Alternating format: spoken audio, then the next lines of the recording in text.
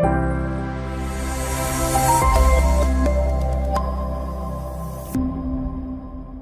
alamat ng makulay na bahaghari.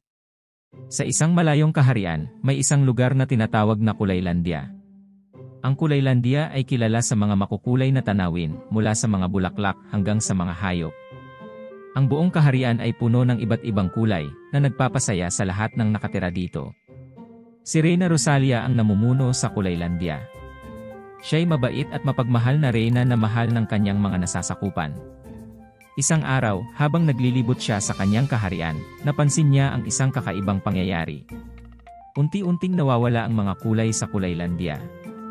Ang mga dating makukulay na bulaklak ay nagiging maputla, at ang mga bahaghari ay nawawala sa kalangitan.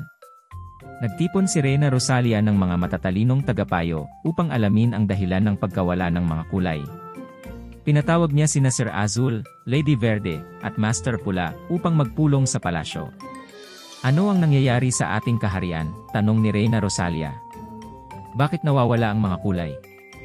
Reyna Rosalia, sabi ni Sir Azul, may narinig akong balita tungkol sa isang mahiwagang nilalang na nagngangalang Griselda. Siya raw ang dahilan ng pagkawala ng mga kulay. Sino si Griselda? Tanong ni Reyna Rosalia. Bakit niya ginagawa ito sa ating kaharian? Si Griselda ay isang matandang mangkukulam na may kapangyarihang kontrolin ang mga kulay, paliwanag ni Lady Verde. Dati siyang mabait, ngunit nagbago siya nang siya'y madamay sa isang aksidente na nagdulot ng pag-iisa at kalungkutan. Kailangan nating hanapin si Griselda, sabi ni Master Pula. Baka may paraan tayong maibalik ang mga kulay sa Kulaylandia. Nagpasya si Reyna Rosalia na magpadala ng isang grupo ng matatapang na mandirigma upang hanapin si Griselda. Kasama sa grupo sina Sir Azul, Lady Verde, at Master Pula. Naglakbay ang grupo sa malayong lugar, tinahak ang mga bundok, ilog, at kagubatan upang hanapin si Griselda. Sa kanilang paglalakbay, nakatagpo sila ng iba't ibang nilalang. Sa isang madilim na kagubatan, nakilala nila si Haribon, ang hari ng mga agila. Anong hinahanap niyo sa aking teritoryo? Tanong ni Haribon. Hinahanap namin si Griselda, sagot ni Sir Azul. Nais naming ibalik ang mga kulay sa aming kaharian. Alam ko kung saan matatagpuan si Griselda, sabi ni Haribon. Ngunit kailangan niyong makipagpalit sa akin ng isang lihim na kasunduan.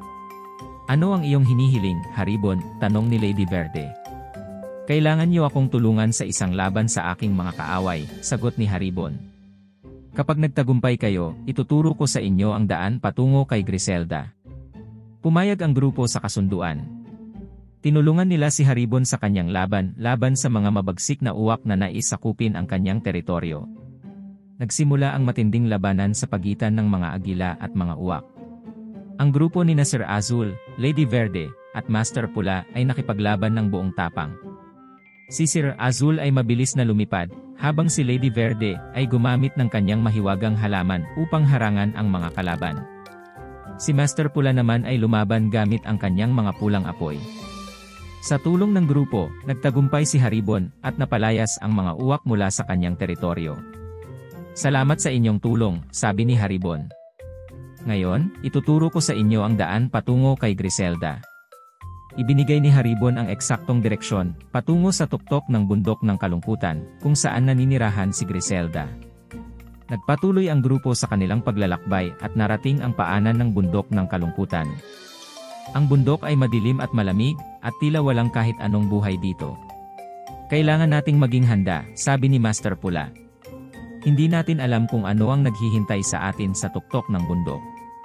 Naglakad sila ng ilang oras, tinahak ang matarik at mabatong daan. Sa kanilang pag-akyat, naramdaman nila ang malamig na hangin na tila sumisigaw ng kalungkutan.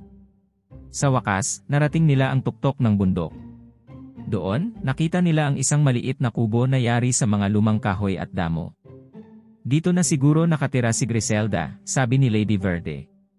Lumapit ang grupo sa kubo at kumatok sa pintuan. Sino kayo? Tanong ng isang matandang boses mula sa loob. Kami po ay mula sa Kulaylandia, sagot ni Sir Azul. Nais po naming makausap si Griselda. Bumukas ang pinto at lumabas ang isang matandang babae na may mahabang buhok na puti. Ako si Griselda, sabi niya. Ano ang kailangan niyo sa akin? Reyna Rosalia ng Kulaylandia ang nagpadala sa amin, sabi ni Lady Verde. Nais po naming malaman kung bakit nawawala ang mga kulay sa aming kaharian. Ang mga kulay. Bulong ni Griselda. Matagal ng panahon mula nang ako'y makaramdam ng kaligayahan. Ang mga kulay ay naglalaho dahil sa aking kalungkutan. Bakit po kayo nalulungkot? Tanong ni Master Pula. Ano ang nangyari? Noong ako'y bata pa, ako ay mayroong kaibigan na nagngangalang Arco, kwento ni Griselda. Siya ang bumuo ng bahaghari sa kalangitan. Ngunit isang araw, siya ay naglaho. Si Arco ay isang diwata ng kulay, patuloy ni Griselda. Siya ang nagbibigay ng mga kulay sa mundo. Nang siya'y nawala, ako'y naiwan na mag-isa. Baka po matulungan namin kayong hanapin si Arco, sabi ni Sir Azul. Kung siya ang bumuo ng mga kulay, maaaring maibalik natin ang mga ito sa Kulaylandia. Matagal ko nang hinahanap si Arco, sabi ni Griselda. Ngunit wala akong makitang bakas. Kung sama-sama tayong maghahanap, sabi ni Lady Verde, siguro'y mas madali nating matatagpuan si Arco. Pumayag si Griselda na sumama sa grupo. Bumaba sila mula sa bundok at naglakbay pabalik sa Kulaylandia. Sa kanilang paglalakbay, nakatagpo nila ang iba't ibang nilalang na tumulong sa kanila sa paghahanap kay Arco. Nakita ko si Arco noong isang araw, sabi ng isang diwata ng kagubatan. Siya'y naglalakbay patungo sa dagat ng mga pangarap. Salamat sa impormasyon, sabi ni Griselda. Tara na, kailangan nating makarating doon bago mahuli ang lahat. Sa kanilang paglalakbay patungo sa dagat ng mga pangarap, nakakita sila ng isang malaking alon na tila hinahabol sila. Kailangan nating maging mabilis, sabi ni Sir Azul. Baka ito na ang huling pagkakataon nating makita si Arco. Narating nila ang pampang ng dagat at nakita ang isang makulay na nilalang na lumulutang sa ibabaw ng tubig. Siya na nga, sigaw ni Griselda. Si Arco. Lumapit ang grupo kay Arco at ikinuwento ang nangyari sa Kulaylandia. Kailangan ka namin, sabi ni Lady Verde. Ang mga kulay ay nawawala.